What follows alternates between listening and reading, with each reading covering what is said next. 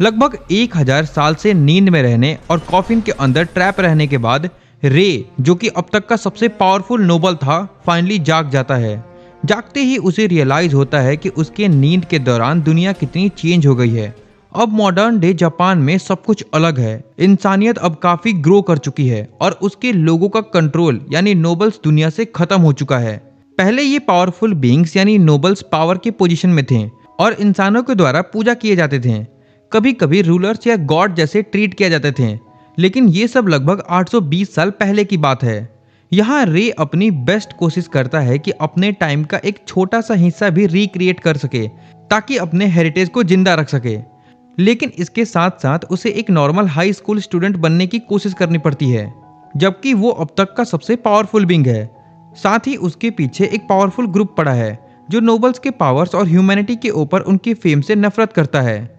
ये सब एक छोटी सी बोट से शुरू होता है जहां यूनियन के कुछ आदमियों को एक कॉफिन मिलता है और उसे एक अबेंडेंड वेयर हाउस में ले जाते हैं। वो घंटों तक ट्राई करते हैं कॉफिन खोलने का, लेकिन वो चाहे कितना भी ट्राई कर ले कॉफिन नहीं खुलता। इसीलिए वो सब उसे छोड़ देते हैं और कहते हैं कि कल ट्राई करेंगे। लेकिन उसी रात जब फुल मून निकलता है, रे सडनली जाग जाता है। अगले दिन रे तुरंत अपने असिस्टेंट फ्रैंकस्टीन को ढूंढने निकलता है, जो इस टाइम एक स्कूल का प्रिंसिपल है। जब रे स्कूल पहुंचता है, उसे एक स्टूडेंट मिलता है, सीनू, जो स्कूल के लिए लेट है और गेट में एंटर नहीं कर पा रहा होता। वो रे को ग्रीट करता है और फिर सोचता है कि उसने कभी ऐसा स्टूडेंट नहीं देखा। जब वो सोच रहा होता है ये कौन है, गेट अचानक से खुल जाता है और रे डिसअपियर हो जाता है। रे सीधा प्रिंसिपल के ऑफिस जाता है क्योंकि वो सेंस कर सकता है कि उसका असिस्टेंट फ्रैंक बिल्डिंग में कहाँ है। और जब रे ऑफिस के बाहर खड़ा होता है नॉक करने के लिए, फ्रैंकस्टीन ऑलरेडी उसकी प्रेजेंस फील कर लेता है और इमीडिएटली डोर ओपन करके घुटनों पे बैठ जाता है और फिर रे को अपना मास्टर बुलाता है और लैंड ऑफ लिविंग में वेलकम करता है। फ्रैंकस्टीन रे को बताता है कि अब 820 साल हो गए हैं और वो कितने बेसब्री से उसके वापस आने का वेट कर रहा था। रे फ्रैंक से पूछता है कि अब कौन सा एरा चल रहा है और फ्रैंक बताता है कि 21st सेंचुरी चल रही है। रे के लॉन्ग स्लीप के कारण उसे लगता है कि मॉडर्न एरा के बारे में एजुकेशन लेना जरूरी है, इसीलिए वो फ्रैंक से पूछता है कि क्या वो यहाँ स्टडी कर सकता है। बाद में रे क्लास में जाता है और टीचर उसे वेलकम करता है और बाकी लोगों से भी इंट्रोड्यूस करवाता है। इंट्रोडक्शन के बाद सीनू चिल्ला के बोलता है कि ये वही लड़का है जो उसने पहले देखा था, लेकिन फिर पता नहीं अचानक कहाँ गायब हो गया था। टीचर सीनू को बताता है कि रे उसके साइड में बैठेगा क्योंकि सीनू ऑलरेडी स्कूल स्टार्ट में ही उसके बारे में जानता था। ये सुनते ही सारी लड़कियां सीनू को जलन भरी निगाहों से घूरने लगती है क्योंकि रे था ही इतना स्मार्ट। वहीं यूनियन के 2 मेंबर M21 और M24 अबेंडेंड वेयरहाउस वापस आते हैं और देखते हैं कि कॉफिन गायब है। यूनियन की तरफ से इन दोनों को ही कॉफिन रिस्पॉन्सिबिलिटी दी गई थी, लेकिन जब वो कॉफिन नहीं मिलता, दोनों वॉचमैन पर गुस्सा हो जाते हैं जो कॉफिन का ध्यान रख रहा था, क्योंकि उन्हें लगता है कि वॉचमैन कॉफिन के बारे में झूठ बोल रहा है। सच जानने के लिए M24 वॉचमैन के नेक पर काटता है। ये करके वो वॉचमैन के मेमोरी का एक्सेस कर सकता था। उसके दिमाग में वो एक लड़की को देखता है और उसे ट्रैक करता है ताकि आंसर मिल सके। वॉचमैन जो M24 से बाइट हुआ था, अब एक मॉन्स्टर में ट्रांसफॉर्म हो जाता है और ऑर्गेनाइजेशन के लिए काम करने लगता है। स्कूल में रे कैंटीन एरिया में सीनू के साथ होता है और सारी लड़कियां अभी भी उसे ही देख रही होती हैं। सीनू काफी सरप्राइज होता है कि रे को रामेन नूडल्स के बारे में भी नहीं पता है और ना ही वो इन पॉपुलर जापानीज डिशेस के बारे में कभी सुना है। सीनू उसे समझाता है और खाना टेस्ट करवाता है। रे को लगता है कि ये कोई पॉइजन तो नहीं, लेकिन एक बार टेस्ट करने के बाद तो रामेन उसका एक फेवरेट डिश बन जाता है। स्कूल से घर जाते वक्त रे सीनू के साथ घर जा रहा होता है, लेकिन तभी उन्हें ब्रिज के नीचे से चिल्लाने की आवाज आती है। वहां उनकी ही क्लास की लड़की यूना पर अटैक हो रहा होता है मॉन्स्टर से। ये वही मॉन्स्टर था जो M24 के काटने से बना था और मॉन्स्टर ने यूना को इसीलिए ढूंढा था क्योंकि उसने कॉफिन के साथ उन्हें देख लिया था। अब जैसे ही मॉन्स्टर यूना पर अटैक करने वाला होता है, तभी सीनू तेजी से दौड़ करके मॉन्स्टर पर जबरदस्त किक लैंड कर देता है, जिससे मॉन्स्टर दूर जा गिरता है और अपनी फ्रेंड यूना को बचा लेता है। बाकी लोग देखते हैं कि मॉन्स्टर वापस खड़ा हो गया है और डर के मारे तुरंत भाग जाते हैं, लेकिन रे को मॉन्स्टर की परवाह नहीं होती और वो स्टिल खड़ा होता है।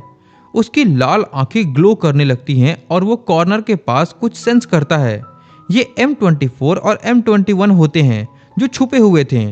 दोनों रियलाइज करते हैं कि रे ऑर्डिनरी लड़का नहीं है और उन्हें आइडिया नहीं होता कि ये वही लड़का है जो कॉफिन से निकला है, जिसे वो ढूंढ रहे हैं। फिर रे भी वहां से भाग जाता है। सभी भाग के एक पार्क में जाते हैं। वहीं हमें M21 और M24 एक पतली सी गली में अपने बनाए हुए मॉन्स्टर के साथ दिखाई देते हैं। वो डिसाइड करते हैं कि यूना का पीछा करना अभी के लिए बेस्ट प्लान है, क्योंकि वही इकलौती है जिसने देखा है कि उस रात कॉफिन से क्या निकला था। जब वो बात कर रहे होते हैं तो हमें पता चलता है कि ये दोनों यूनियन नाम की एक ऑर्गेनाइजेशन के साथ काम करते हैं और ये ऑर्गेनाइजेशन इंसानों के ऊपर अजीबो-गरीबो एक्सपेरिमेंट करते हैं ताकि पावर्स वाले लोग क्रिएट कर सके, जैसे M21 और M24। इसका रिजल्ट ये है कि M24 अब एक वैम्पायर बन गया है सुपर स्ट्रेंथ के साथ है और M21 एक वेयरवुल्फ डीमन है। यहाँ हम ऑर्गेनाइजेशन के दो और लोगों से मिलते हैं, जेक और मैरी, जो M21 और M24 के सुपीरियर्स हैं। वो उन्हें कहते हैं कि कॉफिन जल्दी से जल्दी ढूंढो, नहीं तो तुम्हें हम खत्म कर देंगे। M21 और M24 जैसे लोगों को यूनियन के लोग बस एक कचरा जैसा समझते थे, जिनसे बस उन्हें अपना काम निकलवाना होता है। इसके बाद हमें फ्लैशबैक दिखाया जाता है ऑर्गेनाइजेशन के हेडक्वार्टर का, जहां M21 और M24 बनाए गए थे और उन्हें ऑर्डर्स मिलते हैं कॉफिन वापस लाने का, क्योंकि जेक जानता था कि कोई पावरफुल नोबल उसमें है। लेकिन जब M21 और M24 को कॉफिन के अंदर की पावर के बारे में पता चलता है तो वो प्लान बनाते हैं कि वो कॉफिन की पावर ले करके ऑर्गेनाइजेशन के अगेंस्ट रिवेंज लेंगे, जो उन्होंने और लैब के दूसरे लोगों ने उनके साथ किया था और जहां उन्हें बस एक लैब के चूहे की तरह ट्रीट किया गया था। कुछ दिन बाद कॉफिन ढूंढते हुए M21 और M24 फिर से रे और उसके क्लासमेट को देखते हैं। M21 शॉक हो जाता है जब रे उसे नीचे से ही देख लेता है। वो सोचता है कि ये कैसे कर सकता है कोई। तभी वहां जेक और मैरी आ जाते हैं और जेक प्लान बनाता है कि सीनू और उसके क्लासमेट को एलिमिनेट करने का, क्योंकि वो लोग जान चुके थे कि ऑर्गेनाइजेशन के लोग क्या करते हैं और ये मॉन्स्टर और एक्सपेरिमेंट का एग्जिस्टेंस किसी को नहीं पता चलना चाहिए ऑर्गेनाइजेशन के मेंबर के अलावा। घर जाते वक्त सीनू और उसके दोस्तों के सामने अचानक से जेक आ जाता है और तभी M21 भी अटैक करता है। जेक M24 के फाइटिंग स्किल से इम्प्रेस होता है, लेकिन M21 जेक को बताता है कि उनके क्लासमेट में से एक अभी भी बंदा मिसिंग है और उसको पकड़ना अभी के लिए सबसे इम्पोर्टेंट है। दूसरी तरफ रे अपने असिस्टेंट फ्रैंक के साथ बैठ करके बात कर रहा होता है और तभी फ्रैंक को एक कॉल आता है सीनू के नंबर से, लेकिन वो मैसेज एक्चुअली जेक ने भेजा था, क्योंकि उसने स्टूडेंट्स को एक वेयर हाउस में कैप्चर कर लिया था। वहीं वो मॉन्स्टर उन सभी को खाने वाला होता है, लेकिन सीनू टाइम पर उठ करके उन्हें सेव करता है और वो भाग जाते हैं। वहीं रे और फ्रैंक सीनू और दूसरों को ढूंढने निकलते हैं। फ्रैंक समझ जाता है कि कुछ गलत है और स्टूडेंट्स को बचाना जरूरी है। रे और फ्रैंक डेस्टिनेशन की तरफ उड़ते हैं और हम देखते हैं कि सीनू, मानबू और यूना एलिवेटर की तरफ दौड़ रहे होते हैं। जेक गुस्से में होता है और M24 के बनाए मॉन्स्टर को किल कर देता है, क्योंकि वो यूजलेस था, और खुद एक्शन लेने लगता है। जब जेक एलिवेटर तक पहुंचता है वो सीनू को पकड़ लेता है और उनके बीच फिर फाइट स्टार्ट हो जाती है। लेकिन जेक हाईली मॉडिफाइड ह्यूमन है और उसकी स्ट्रेंथ किसी भी मॉडिफाइड ह्यूमन से कई ज़्यादा थी, और वहीं सीनू एक ऑर्डिनरी स्टूडेंट था, इसीलिए उसका चांस कम है। वहीं पीछे M24 खड़ा होता है और सीनू जेक से अपने दोस्तों को चोट ना पहुंचाने के लिए कहता है। ये सारी बातें M24 भी सुन लेता है और वो याद करता है कि जेक ने ऑर्गेनाइजेशन हेडक्वार्टर में उसके और उसके फ्रेंड्स के साथ क्या क्या किया था, इसीलिए M24 से ये सब देखा नहीं जाता और वो जेक के अगेंस्ट स्टेप अप करता है और उसके मुंह पर एक जबरदस्त पंच मारता है।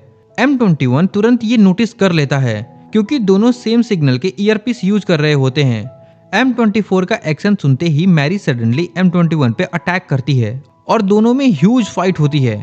इस टाइम जेक वापस उठता है और इंस्टेंटली M24 पे अटैक करता है। M24 वीकर है जेक से, लेकिन वो जेक को होल्ड करता है और दूर करता है और अपने आप को ही एक्सप्लोड कर लेता है।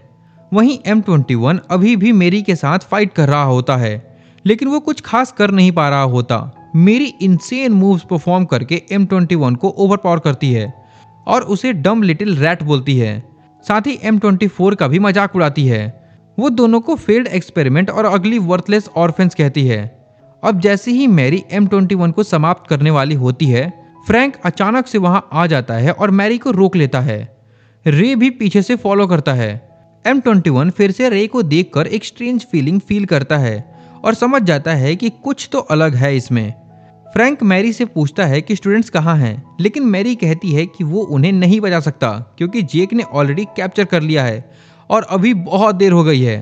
बस उसी मोमेंट M21 सोचता है कि रे M24 को सेव कर सकता है, इसीलिए वो रे को लोकेशन बताता है और वार्न करता है यहाँ से निकलने के लिए, क्योंकि वो मैरी के साथ फिर से लड़ना चाहता था। लेकिन रे M21 को फाइट करने नहीं देता क्योंकि वो जानता है कि M21 हार जाएगा। इसीलिए वो फ्रैंक को ऑर्डर देता है कि मैरी के साथ डील करने के लिए और चाहता है कि M21 सीनू और अदर्स के लोकेशन तक उसे गाइड करे। एक्सप्लोजन के कुछ टाइम बाद जेक उठता है, लेकिन M24 कहीं नजर नहीं आता। फिर जेक वापस से सीनू को जाके पकड़ता है और उसे वीक डिस्कस्टिंग ह्यूमन जैसे वर्ड्स बोलता है और कहता है कि उसे इंसानों जैसे कचरे को मारने में बहुत मजा आता है। लेकिन जैसे ही जेक उन्हें एंड करने वाला होता है तभी रे वहां आ जाता है।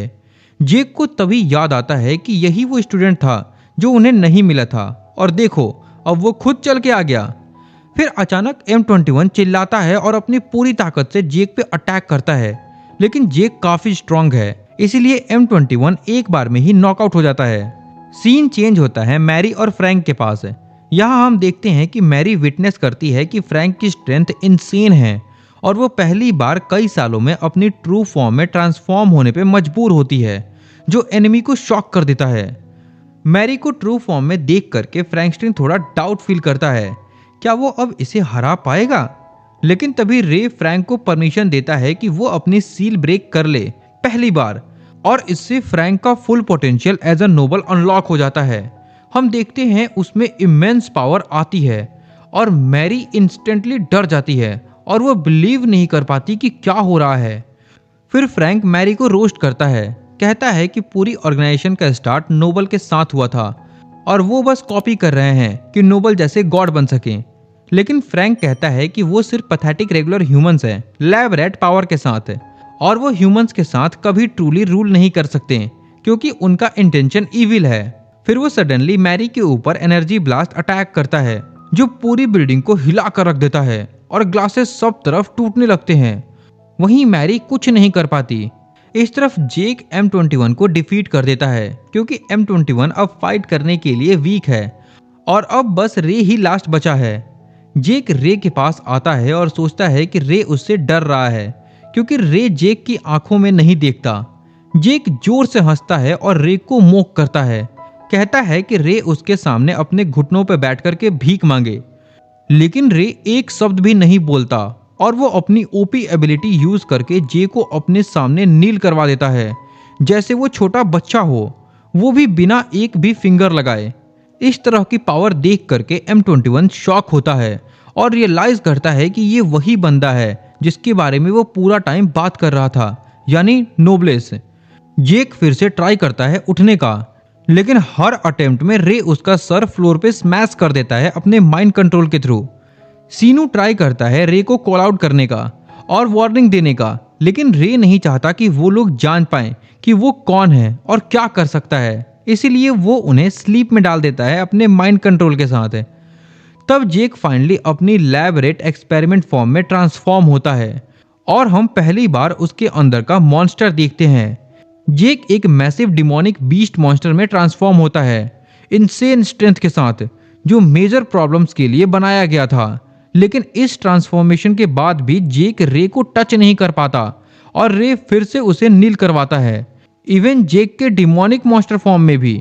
जे फिर लास्ट टाइम अपनी पूरी स्ट्रेंथ गैदर करके रे पे मैसिव स्विंग करता है, लेकिन रे सिंपली ब्लॉक कर लेता है। जेक के अटेम्प्ट देख करके रे अब अपनी एक्शन में आता है और कहता है कि जेक अपने सारे पापों के लिए अपने खुद के ब्लड में पे करेगा, और फिर रे जेक को डिस्ट्रॉय कर देता है और बिलियन पीसेस में ब्लास्ट कर देता है। पूरी बिल्डिंग रेड के साथ कोलैप्स हो जाती है और जेक का काम तमाम ऐसे होता है जैसे वो कभी एग्जिस्ट ही ना करता हो। फिर इसके बाद हमें कुछ टाइम बाद का सीन दिखाया जाता है जहां DA5 नाम के असैसिन्स के द्वारा कुछ आर्मी मेंस पर अटैक होता है। DA5 के मेंबर्स TA, टाउ, सार्क, हैमर और leader crane easily arm forces को वाइप आउट कर देते हैं अपने एबनॉर्मल स्ट्रेंथ के साथ और एक सीनियर साइंटिस्ट को कैप्चर कर लेते हैं। टास्क कंप्लीट होने के बाद DA5 जापान निकलते हैं अपने नेक्स्ट टास्क के लिए। वहीं जापान में सीनू और उसका बेस्ट फ्रेंड मानबू वापस हाई स्कूल में जाते हैं, लेकिन सीनू कुछ ऐसा देखता है कि डिसअपॉइंट हो जाता है। स्कूल की सारी लड़कियां M21 जो यहाँ का गार्ड बन गया है उसके चारों तरफ घूम रही होती हैं और उसके साथ फ्लर्ट कर रही होती हैं। वहीं रे अपने सर्वेंट फ्रैंक से पूछता है कि क्या उन तीनों की मेमोरी कंप्लीटली रीराइट हो गई है। वहीं उनकी बातों से हमें पता चलता है कि M21 गार्ड कैसे बना। पिछली रात M21 ने सिक्योरिटी गार्ड का जॉब लिया क्योंकि वो यूनियन का पार्ट था। यूनियन उसके और M24 के पीछे थी क्योंकि उनके पास स्पेशल पावर थी और यूनियन उन्हें फेल्ड एक्सपेरिमेंट मानता था, इसलिए M21 को लो प्रोफाइल मेंटेन करना पड़ता है। करंट टाइम में फ्रैंक जो स्कूल का चेयरमैन है अपने मास्टर रे को अलाउ करता है कि वो हाई स्कूल स्टूडेंट प्रिटेंड करे, जबकि वो नोबलेस है। रे चाहता है कि वो टेक्नोलॉजी कैच करे जो पिछले 820 सालों में एडवांस हुई है। जब रे क्लासरूम में एंटर करता है तो वो सीनू का फ्रेंड बन जाता है, लेकिन तभी रे चौंक जाता है स्मार्टफोन देखकर, स्टूडेंट्स का पिक्चर लेना और दूर से ही बात करना ये देखकर। लंच में रे फ्रैंक और M21 से बात करता है और कहता है कि वो भी फोन चाहता है जैसे सबके पास है। अगले दिन सीनू और मानबू सरप्राइज हो जाते हैं ये देखकर कि रे के पास लॉन्च के टाइम का सबसे न्यूएस्ट और बेस्ट स्मार्टफोन है। तभी कुछ गुंडे फैंसी कार में आते हैं और स्टूडेंट्स के साथ स्पोर्ट्स एरिया में फाइट शुरू कर देते हैं, जो कि सीनू को ढूंढ रहे होते हैं। जैसे ही नॉइज सुनाई देती है सीनू, रे, मानबू और बाकी के स्टूडेंट्स वहां दौड़ के जाते हैं। M21 डिस्टेंस से देख रहा होता है और हेजिटेट करता है इन्वॉल्व होने में क्योंकि उसे लो प्रोफाइल मेंटेन करनी है। थोड़ी देर बाद एक ओल्डर जेनिटर स्टेप इन करने की कोशिश करता है, लेकिन वो गुंडा गुस्सा हो जाता है और पंच थ्रो करने के लिए प्रिपेयर करता है। तभी सीनू जंप करता है जेनिटर को प्रोटेक्ट करने के लिए और अपनी बैंडेज से पंच ब्लॉक करता है। वो गुंडा तुरंत सीनू को पहचान जाता है और कहता है कि वो उसे ही ढूंढ रहा था। वो कहता है कि सीनू ने उसकी गर्लफ्रेंड के साथ मूव किया था। सीनू समझाने की कोशिश करता है कि उसकी गर्लफ्रेंड ने गलत समझा, लेकिन वो कहाँ समझने वालों में से था और फिर वो सीनू को मारना शुरू कर देता है। सीनू को फाइट बैक करना पड़ता है, पर वो गुंडा कुछ पंच लैंड करता है, लेकिन सीनू भी अपर कट मार देता है। जैसे ही सिचुएशन एस्केलेट होती है रे को स्टेप इन करना पड़ता है और M21 को भेजता है। M21 तुरंत वहां आता है और इजीली उन गुंडों को नॉकआउट कर देता है। इसके बाद वो गुंडा अपने बंदों को बैक ऑफ करने के लिए बोलता है और अपनी स्पोर्ट्स कार रिवर्स करके भाग जाता है। उसी दिन बाद में M21 फ्रैंक से माफी मांगता है कि उसे बीच में जाना पड़ा क्योंकि उसे अभी भी छुप के रहना था और अपनी पावर्स किसी को भी नहीं दिखाना था। वहीं हम देखते हैं कि जापान में DA5 अटैकर्स का ग्रुप जो पहले आए थे एक स्काई स्क्रैपर पे खड़े हैं और सराउंडिंग को स्कैन करते हैं ताकि एक बेस्ट लोकेशन ढूंढ सके अपने नेक्स्ट प्लान के लिए। अगले दिन जब M21 स्कूल गेट क्लोज करने वाला होता है, दो वाइट बालों वाले स्टूडेंट वहां आते हैं और M21 को कहते हैं कि वो उन्हें फ्रैंक हेडमास्टर के पास ले जाए। फ्रैंक उन्हें देखते ही समझ जाता है कि ये नोबल्स हैं, पर फिर भी फ्रैंक उन्हें नॉर्मल ह्यूमन प्रिटेंड कराता है और उन्हें हाई स्कूल में इनरोल कर लेता है। पर वो रे को बता देता है कि ये नोबल्स हैं और इनका नाम रेजिस और सारा है।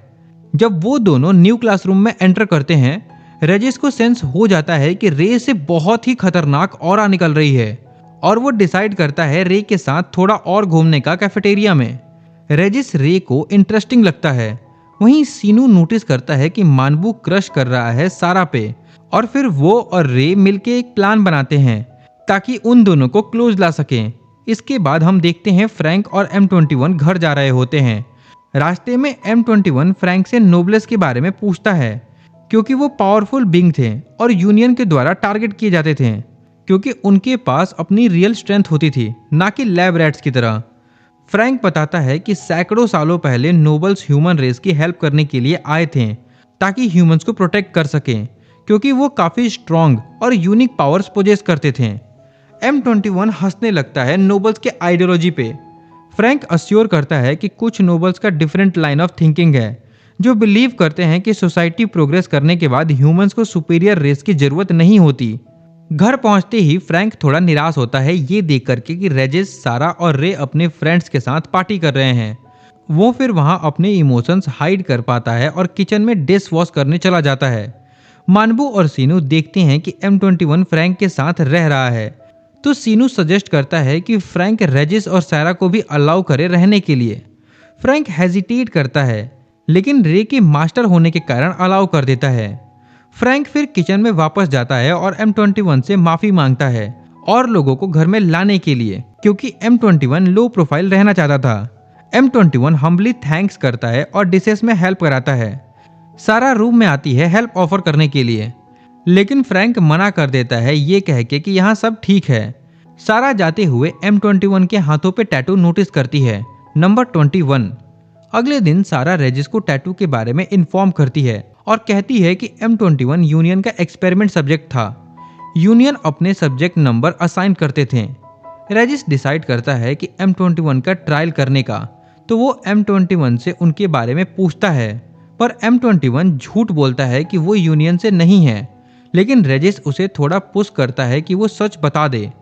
उसके बाद M21 रेजिस को कुछ सच बताता है, पर रेजिस अपने माइंड कंट्रोल यूज करके M21 को कंट्रोल करने का ट्राई करता है, लेकिन M21 अचानक अपने हाथ को चेंज करके नुकीले पंजों में ट्रांसफॉर्म कर लेता है और फिर रेजिस और M21 की फाइट होने लगती है।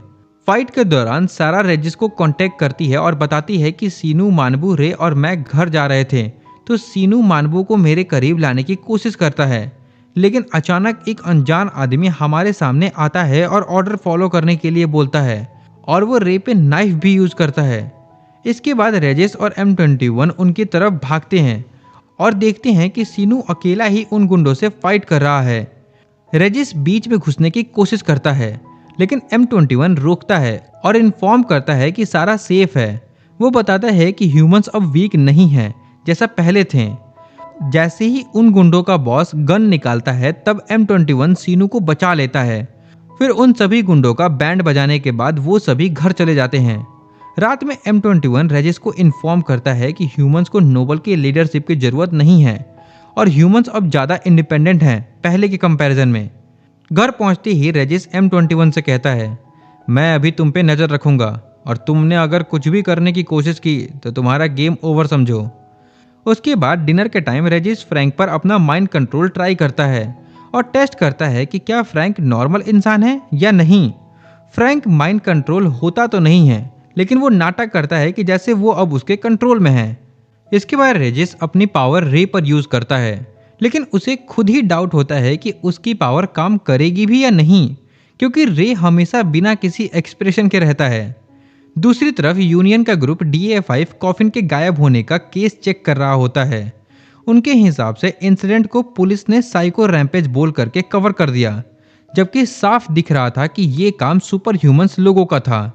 इसके अलावा जेक और मैरी जो high level super human models हैं और पहले कॉफिन के जांच के लिए भेजे गए थे, उनकी कोई खबर ना मिलने पर DA5 मान लेते हैं कि जेक और मैरी अभी भी कॉफिन ढूंढ रहे होंगे, क्योंकि उन्होंने अब तक इन्फेक्टेड M21 और M24 के बारे में कोई रिपोर्ट नहीं भेजी थी, जिन्हें उन्होंने ही बनाया था। M21 और M24 के करंट कंडीशन के बारे में कुछ नहीं पता चलने पर DA5 मान लेते हैं कि दोनों जिंदा हैं और उनकी तलाश शुरू कर देता है। इधर हाई स्कूल में मानबू सीनू को डांट रहा होता है क्योंकि वो बार बार फाइट में पड़ जाता है। साथ ही वो रेजिस के साथ चिपक कर रहने लगता है, जिससे सीनू को लगता है कि मानबू लड़कियों की जगह लड़कों में ज्यादा इंटरेस्ट रखता है। फिर सीन शिफ्ट होता है मानबू के घर पर, क्योंकि वो कंप्यूटर का शौकीन है। उसके अंकल जो पुलिस में है उसे पुलिस डिपार्टमेंट की सर्वर की सिक्योरिटी चेक करने का काम देते हैं। सिक्योरिटी चेक करने के दौरान मानबू DA5 के एक मेंबर से टकराता है जो पुलिस सर्वर हैक करने की कोशिश कर रहा होता है। धीरे धीरे दोनों एक दूसरे की स्किल्स की रिस्पेक्ट करने लगते हैं, क्योंकि उन्होंने पहले कभी अपने जैसा नर्ड टाइप इंसान नहीं देखा होता। फिर दोनों एक दूसरे से आगे निकलने की कोशिश करते रहते हैं और सर्वर पर एक दूसरे पर अटैक भेजते रहते हैं। इस इंटेंस फाइट के बीच बिना सोचे समझे सीनू सारा मजा खराब कर देता है। वो गलती से लैपटॉप की बैटरी कॉर्ड पर पैर रख देता है और मानबू का लैपटॉप बंद हो जाता है।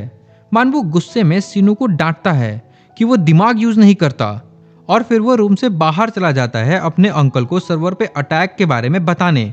जैसे ही मानबू रूम से बाहर जाता है, सीनू लैपटॉप का कंट्रोल ले लेता है और मानबू के चैट्स पढ़ना शुरू कर देता है। उधर टीए मानबू की स्किल से इम्प्रेस हो जाता है और उससे चैट करना शुरू कर देता है, बिना जाने कि अब लैपटॉप के पीछे मानबू नहीं बल्कि सीनू बैठा है। सीनू को थोड़ा अजीब लगता है जब टीए बताता है कि वो 24 साल का आदमी है, इससे सीनू और भी पक्का मान लेता है कि मानबू लड़कों में इंटरेस्ट रखता है, वो भी बड़े वालों में। सीनू चैट में बिजी होता है, तब मानबू चुपके से उसके पीछे आकर खड़ा हो जाता है। उसे देख करके सीनू डर के मारे निकल लेता है और माफी मांगने लगता है। दूसरी तरफ टीए DA5 के लीडर क्रैन को M21 की लोकेशन के बारे में रिपोर्ट करता है, क्योंकि टीए शहर के कैमरा हैक करके M21 को ढूंढ लेता है। क्रैन तुरंत हैमर और सार को ऑर्डर देता है M21 को पकड़े, चाहे जो भी तरीका यूज करना पड़े, बस उसे जिंदा रखना। इधर फ्रैंक के घर में M21 और रेजिस का झगड़ा चल रहा होता है। आखिर जब M21 अपना पास्ट रेजिस को बताने वाला होता है, तब फ्रैंक बीच में आकर के गुस्सा हो जाता है। वो रेजिस और M21 को ऑर्डर देता है कि फ्लोर पर जो भी बिखरा पड़ा है साफ करें।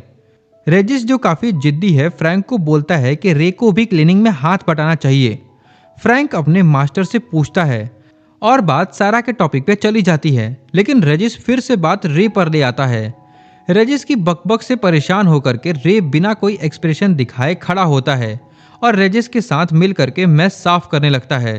अगले दिन फ्रैंक M21 को एक फेक बैंक अकाउंट देता है जिसे यूनियन ट्रेस ना कर सके, और उसी अकाउंट में M21 की पहली सैलरी डाल देता है।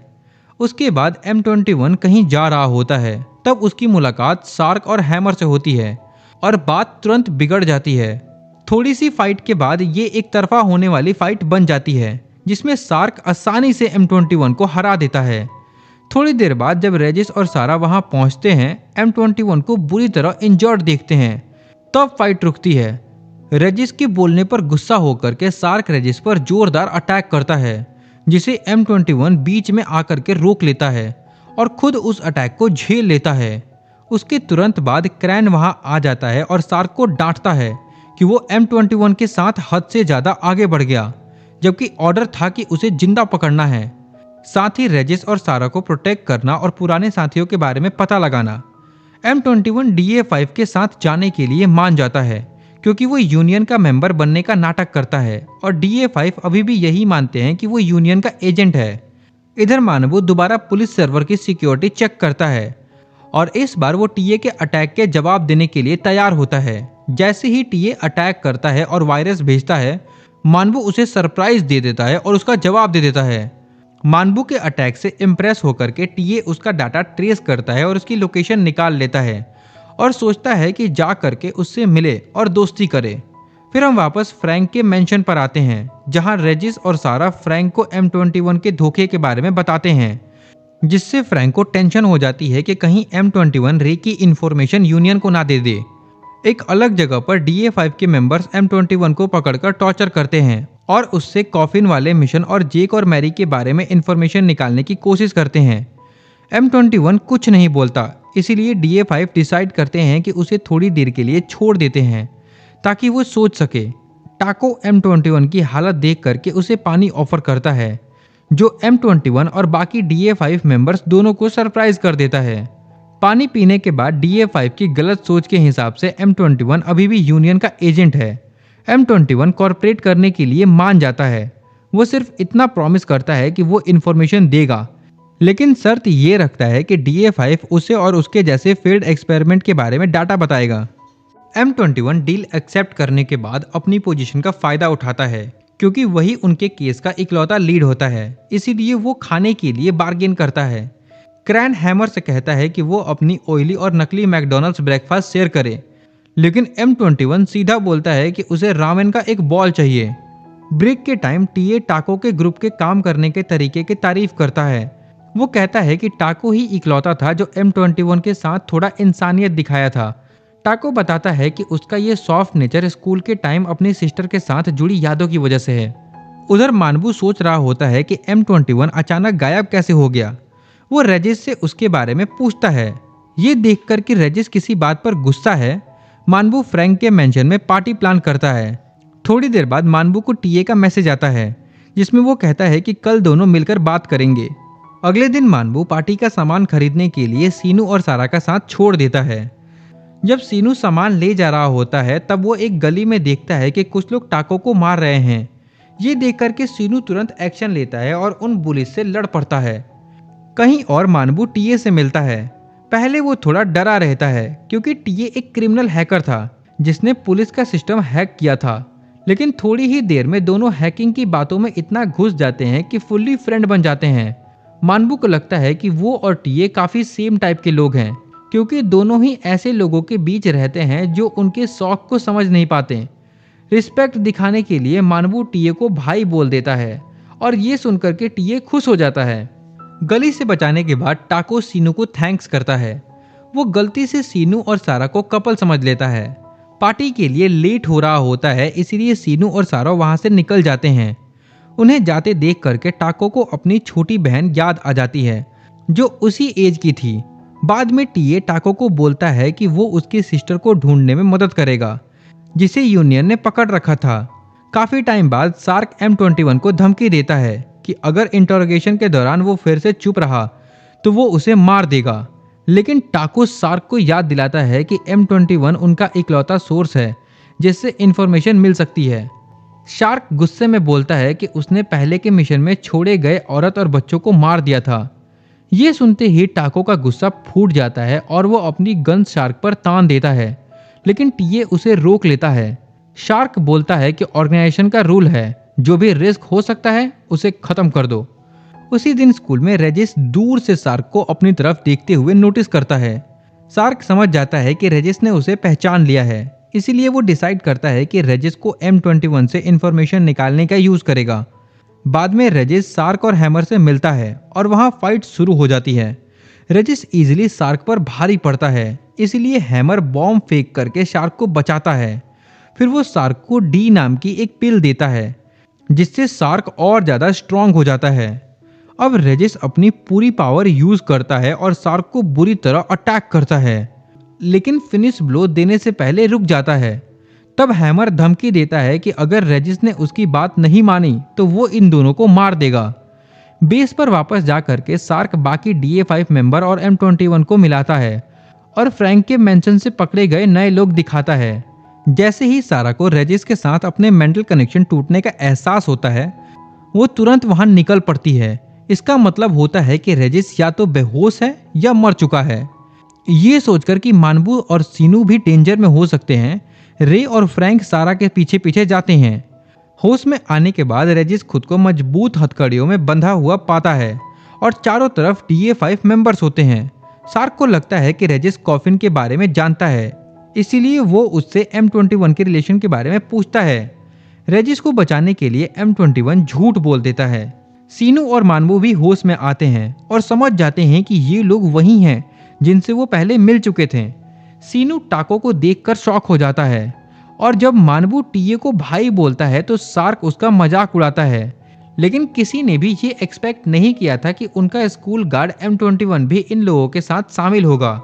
मानबू रोते हुए M21 से सब एक्सप्लेन करने के लिए बोलता है, लेकिन M21 इग्नोर करते रहता है। तब शार्क M21 की रॉयल्टी टेस्ट करने के लिए सीनू को जान से मारने की धमकी देता है। टीए बीच में बोलता है कि मेमोरी इरेज करने वाली ड्रग दे करके सबको छोड़ देना चाहिए, लेकिन क्रैन बोलता है कि रिस्क लेना ठीक नहीं, इसलिए इन्हें मार देना चाहिए। जैसे ही शार्क मानबू पर अटैक करने के लिए आगे बढ़ता है, सीनू उसे रोकने की कोशिश करता है। ये देखकर कि M21 की इंसानियत ऑलमोस्ट खत्म हो चुकी है, रेजिस खुद आगे आता है और मानबू को बचाता है। शार्क फिर रेजिस को जमीन पर गिरा देता है और उसे लगातार पंचेस मारने लगता है। सीनू भाग करके शार्क को पंच करता है। उसी टाइम हैमर KFC का पूरा मेनू ले करके आ रहा होता है और रास्ते में सारा को देख लेता है। वो उस पर बॉम्ब फेंकता है, लेकिन सारा उन्हें डॉज करके अटैक कर देती है और हैमर के बॉम्ब्स का काम तमाम कर देती है। शार्क रेजिस को छोड़ करके सीनू से लड़ने लगता है। टाको शार्क का एक्शन का विरोध करता है, लेकिन क्रैन उसे बिल्डिंग के ऊपर के फ्लोर पे बॉम्ब ब्लास्ट चेक करने भेज देता है। M21 स्टूडेंट को छोड़ने के लिए अग्री करता है और बोलता है कि वो इन्फॉर्मेशन दे देगा, लेकिन क्रैन मना कर देता है। शार्क फिर सीनू को गर्दन से पकड़ करके सांस रोक लेता है। M21 अपने आप से पूछने लगता है कि वो क्या कर रहा है। वो M24 से किया हुआ प्रॉमिस ऑलमोस्ट पूरा कर चुका था, लेकिन अब वो असमंजस में फंस गया था। मानबू मदद के लिए भागता है, लेकिन शार्क उसे दूर फेंक देता है। आखिर M21 डिसाइड करता है कि वो अपनी इंसानियत नहीं छोड़ सकता और वो शार्क के हाथ पर पंजे से वार कर देता है। बिल्डिंग के रूफ पर रे और फ्रैंक लैंड करते हैं और उनके सामने टाको खड़ा होता है। फ्रैंक बोलता है कि रे अपने फ्रेंड्स की हेल्प करे और वो खुद टाको से डील करेगा। फ्रैंक टाको पर अटैक करता है, लेकिन टाको एक ब्लैक बॉक्स यूज करके ब्लॉक कर लेता है। फिर टाको फायरिंग स्टार्ट कर देता है।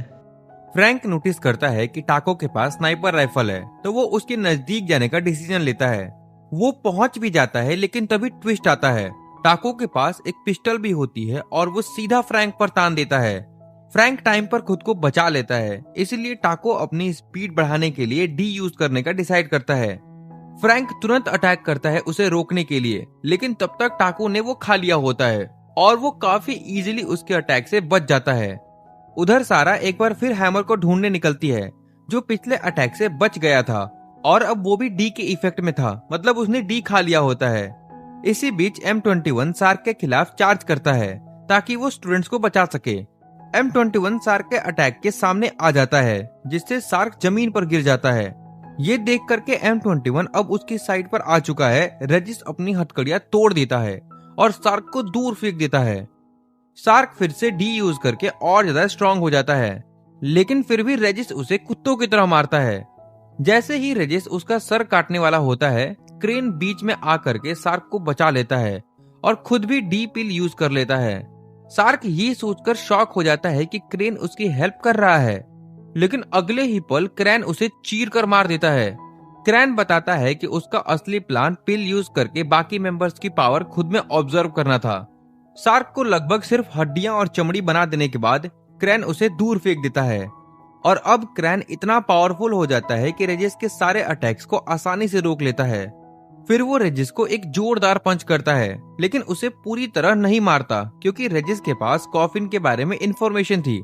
रेजिस की हालत देख करके M21 उसे बचाने आगे बढ़ता है, लेकिन पहले से लगे घाव की वजह से वो और ब्लीड करने लगता है। तभी हम देखते हैं कि बड़े ही स्वैग में वहां रे आ रहा होता है। क्रैन उसे देख कर कहता है, अब तू कौन है बे? तो रे कहता है, तुझे परमिशन किसने दी बोलने की? और फिर अगले ही सेकंड क्रैन जमीन पर धड़ाम से गिरता है और चाहे वो कितना भी ट्राई करता, वो उठ ही नहीं पा रहा था। उधर टाको अपनी पिस्टल फ्रैंक के बिल्कुल पास रख देता है ताकि उसे जल्दी खत्म कर सके, क्योंकि उसके बाद उसे रे से भी डील करना है। ये देख करके फ्रैंक अपनी सील्ड पावर अनलीज कर देता है, सिर्फ अपने मास्टर को प्रोटेक्ट करने के लिए। उसी वक्त सारा अपना सोल वेपन डी साइथे बुला लेती है और फिर सीधा हैमर का सर काट देती है और बाहर निकल आती है, जहां रूफ पर एक जबरदस्त फाइट चल रही होती है। रूफ पर टाको फ्रैंक के स्पाइक से बचने की कोशिश करता है, लेकिन आखिर में पकड़ा जाता है। जब टाको मान लेता है कि उसका एंड आ गया है, तब उसे अपनी सिस्टर का चेहरा याद आ जाता है। ये याद उसे फिर से जिंदा रहने के लिए लड़ने की हिम्मत दे देती है। फिर टाको जंप करता है और फ्रैंक पर शॉट फायर करता है, जो ऑलमोस्ट उसके फेस को हिट कर देता है। टाको फ्रैंक के पीछे भागता है, लेकिन फ्रैंक उसे हिलने से रोक देता है। टाको जमीन पर गिर जाता है और फ्रैंक उसे खत्म करने के लिए आगे बढ़ता है। तभी सारा रूफ पर पहुंच जाती है और फ्रैंक की पावर्स देख करके समझ जाती है कि फ्रैंक कोई नॉर्मल इंसान नहीं है, बल्कि अब तक सिर्फ एक्टिंग कर रहा था। उधर फ्रैंक भी समझ जाता है कि सारा एक नोबल क्लैन लीडर है, क्योंकि उसके पास एक सोल वेपन है। टाको सारा को देख करके एक रिक्वेस्ट करता है, क्योंकि वो सारा और सीनू से पहले मिल चुका था। वो उसे सीनू को प्रोटेक्ट करने के लिए कहता है, क्योंकि गली में सीनू ने ही उसे बचाया था। ये सुनकर के फ्रैंक टाको को छोड़ देता है, क्योंकि वो समझ जाता है कि ये बुरा इंसान नहीं है। फिर हम वापस इन पे आते हैं, जहां क्रैन रे के माइंड कंट्रोल को रजिस्ट करता है और उन पे अटैक करने की कोशिश करता है, लेकिन रे उसका अटैक एक ही हाथ से रोक लेता है और उसे वॉल की तरफ उड़ा देता है। क्रैन रे पर बार बार स्लैशेस मारता है, लेकिन रे अपनी बैरियर से सब अटैक रोक देता है। हार के करीब आकर के क्रैन टीए को ऑर्डर देता है कि वो डी पिल खा ले। मानबू टीए को मना करता है, लेकिन फिर भी टीए अग्री कर लेता है और क्रैन की तरफ बढ़ता है। क्रैन टीए को गर्दन से पकड़ करके जल्दी खाने के लिए कहता है, लेकिन तभी टीए उसकी पकड़ से निकल करके जंप करता है और उसे एक जबरदस्त इलेक्ट्रिक शॉक दे देता है। अपनी बिट्रियल पर गुस्से में क्रैन टीए को मारने के लिए चार्ज करता है, लेकिन रे अपनी पावर से क्रैन को पैरालाइज कर देता है, जिससे टीए भाग जाता है। फिर रे भी मानबू के पास आता है और उन्हें कहता है कि वो उन्हें हमेशा प्रोटेक्ट करेगा, क्योंकि वो उसके दोस्त हैं। फिर रे अपनी पावर एक्टिवेट करता है जिससे वो ब्लड कंट्रोल कर सकता है। रेजिस इस पावर को पहचान लेता है और रे की स्ट्रेंथ देख करके हैरान रह जाता है। रे क्रैन को उसी खून से खत्म कर देता है जो फाइट में गिर चुका था। क्रैन उस पावर का सामना नहीं कर पाता और पूरी तरह से खत्म हो जाता है।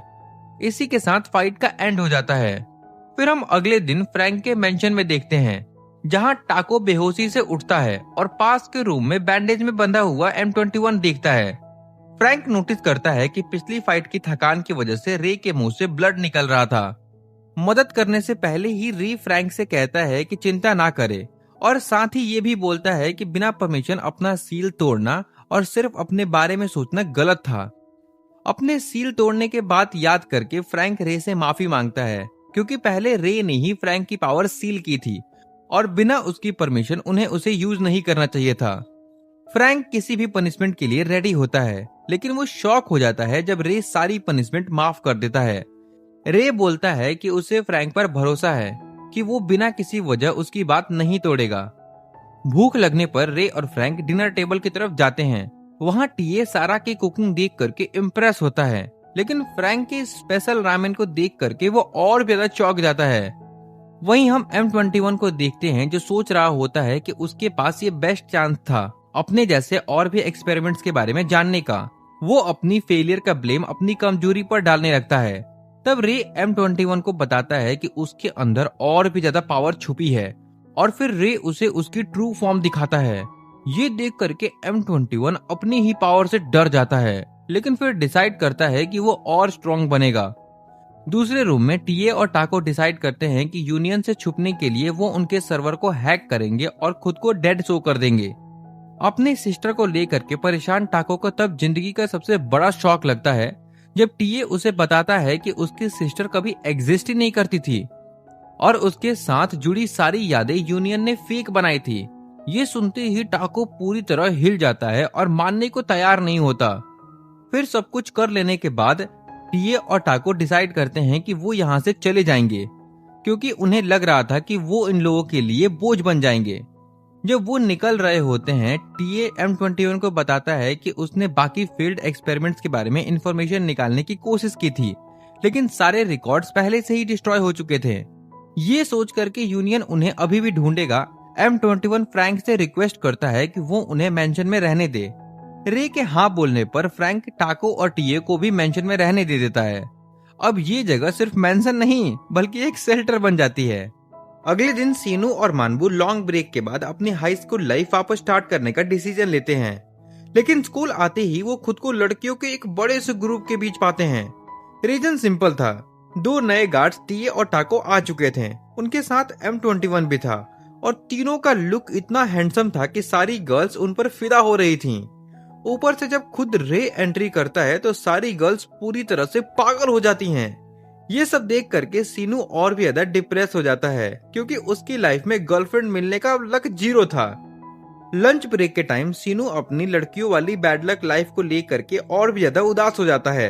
मानवू सोचता है कि क्यों ना रे से हेल्प मांगी जाए, क्योंकि पूरा स्कूल उसे कूल और चार्मिंग मानता है। रे बस एक वर्ड बोलता है और उसके आसपास खड़ी आधी से ज्यादा लड़कियां फ्लैट हो जाती हैं। ये सीन सीनू के लिए हेल्प के बजाय और ज्यादा टॉर्चर बन जाता है और वो और भी इरिटेट हो जाता है। सीनू की हालत देख करके मानवू उससे पूछता है कि उसे कौन सी लड़की पसंद है, और सीनू की खराब किस्मत देखो, उसकी पसंदीदा लड़की सारा होती है। वो लड़की जो रे जितनी ही ब्यूटीफुल है और बिल्कुल इमोशनलेस भी। ये सुनते ही मानबू को लगता है कि जैसे रेड फ्लैग सिचुएशन हो गई हो। वो तुरंत टाको, टीए और रे को एक शांत जगह पर बुलाता है ताकि सीनू की लव लाइफ के लिए सोल्यूशन निकाल सके। मानबू सबसे रिक्वेस्ट करता है कि वो सीनू की हेल्प करे, क्योंकि सभी को लड़कियों के साथ काफी सक्सेस मिल चुकी थी। फिर वो सबको सच बता देता है कि सीनू सीधा सारा के पीछे जा रहा है। ये सुनकर के टीए, टाको और M21 समझ जाते हैं कि सारा के साथ सेट करना ऑलमोस्ट इम्पॉसिबल मिशन है। वो बहाना बना करके निकलने की कोशिश करते हैं, लेकिन रे के कहने पर उन्हें हेल्प करनी पड़ती है। काफी ट्राई करने के बाद भी सीनू टीए, टाको और M21 के साथ ट्यून नहीं कर पाता। थक हार करके वो हेडमास्टर के रूम में फ्रैंक से मिलने चले जाते हैं। सीनू फ्रैंक से पूछता है कि क्या उसे कभी लड़कियों के साथ प्रॉब्लम हुई है। ये सुनकर के पहले तो फ्रैंक शॉक हो जाता है और कहता है कि मेरे साथ तो कभी नहीं हुआ, क्योंकि मेरे पे तो काफी लड़कियां मरती थीं। जब फ्रैंक अपनी स्टोरी बताता है तब सीनू समझ जाता है कि फ्रैंक को लड़कियों से प्रॉब्लम इसलिए नहीं थी कि कोई उसे पसंद नहीं करता था, बल्कि इसलिए थी क्योंकि बहुत ज्यादा लड़कियां उसके पीछे पड़ी रहती थीं। बेसिकली फ्रैंक बहुत ज्यादा हैंडसम था, इसीलिए उसे उनसे बचना पड़ता था। और हेल्प ढूंढने के लिए सीनू रेजिस के पास जाता है, क्योंकि वही हमेशा सारा के आसपास रहता था। लेकिन रेजिस और सारा का रिलेशन काफी नॉर्मल था, इसीलिए रेजिस ज्यादा मदद नहीं कर पाता। ये देख करके M21 रेजिस को यूजलेस बोल देता है। हमेशा की तरह रेजिस और M21 में बहस शुरू हो जाती है। गुस्से में आकर के रेजिस डिसाइड करता है कि वो सीनू के हेल्प नहीं करेगा। जैसे ही वो जाने लगता है, रे उसके पीछे आता है और उसे ऑर्डर देता है कि वो सीनू की मदद करे। थोड़ी देर बाद लाइब्रेरी में रेजिस, टीए, टाको और M21 मिलकर सीनू की हेल्प करते हैं एक लव लेटर लिखने में। लेकिन हर बार कुछ ना कुछ गड़बड़ हो जाता है। कभी सीनू लेटर बहुत ज्यादा फॉर्मल लिख देता है, कभी बिल्कुल ही वियर्ड। परेशान होकर के सीनू जिस पेपर पर लिख रहा होता है उसे गुस्से में फेंक देता है। कोइंसिडेंटली वो पेपर रे के जूतों के पास गिर जाता है। फिर सारा को इम्प्रेस करने के लिए सीनू एक प्लान बनाता है। वो सोचता है कि अपनी बास्केटबॉल स्किल दिखाऊंगा। सीनू को कूल दिखाने के लिए टीए, टाको, M21 और रेजिस अग्री करते हैं कि वो जानबूझकर नूब जैसे खेलेंगे ताकि सीनू हीरो बन सके। मैच स्टार्ट होते ही बॉल गलती से रे के पास आ जाती है। रे के आसपास इतना स्ट्रॉन्ग ऑरा होता है कि कोई भी उसके पास जाने की हिम्मत ही नहीं करता। क्योंकि रे को बास्केटबॉल के रूल्स का आइडिया नहीं होता, वो बॉल हाथ में लेकर के चलने लगता है। ट्रैवलिंग रूल की वजह से उसे बॉल ओपोनेंट को देनी पड़ती है। गेम फिर से स्टार्ट होता है और बॉल एक बार फिर रे की तरफ आती है।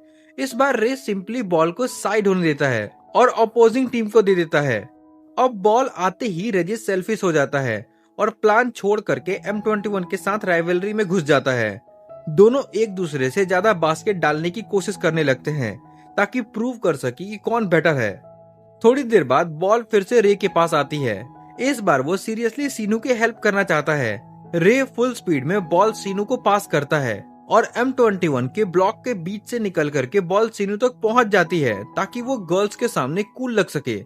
सीनू स्लैम डंक के लिए जंप करता है, लेकिन उसका गोल्डन चांस टाको खुद ही बर्बाद कर देता है। टाको अपना काम भूल करके बॉल छीन लेता है और खुद ही बास्केट डाल देता है। अब सारी लड़कियां टाको पर फिर से फिदा हो जाती हैं। कंप्लीटली होपलेस होकर के सीनू और मानबू बाहर बेंच पर जाकर के बैठ जाते हैं।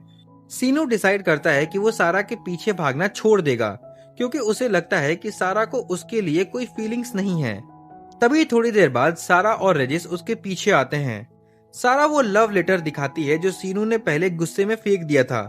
शर्मिंदा होते हुए सीनू पूछता है कि क्या उसने वो लेटर पढ़ लिया।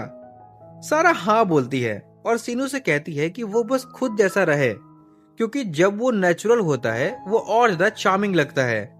क्योंकि वो सब फ्रैंक के घर जा रहे होते हैं, सारा सीनू का बैग वापस कर देती है और पहली बार हल्का सा स्माइल करती है।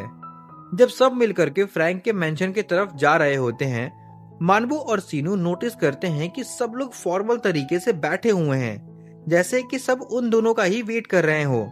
वहां पहुंच करके फ्रैंक बताता है कि रे उनकी मेमोरी चेंज करेगा, क्योंकि उन्हें नोबल्स और सुपर ह्यूमन के बारे में पता चल चुका है। मानबू और सीनू पहले प्रोटेस्ट करते हैं और ऑलमोस्ट टूट से जाते हैं, लेकिन जब फ्रैंक समझाता है कि ये सब उनकी सेफ्टी के लिए जरूरी है, को ब्लेम करते हुए सारा जेल के फेट के बारे में जान करके गुस्से में अपनी सेल से ब्रेकआउट कर जाती है। फिर हम वापस रे पे आते हैं।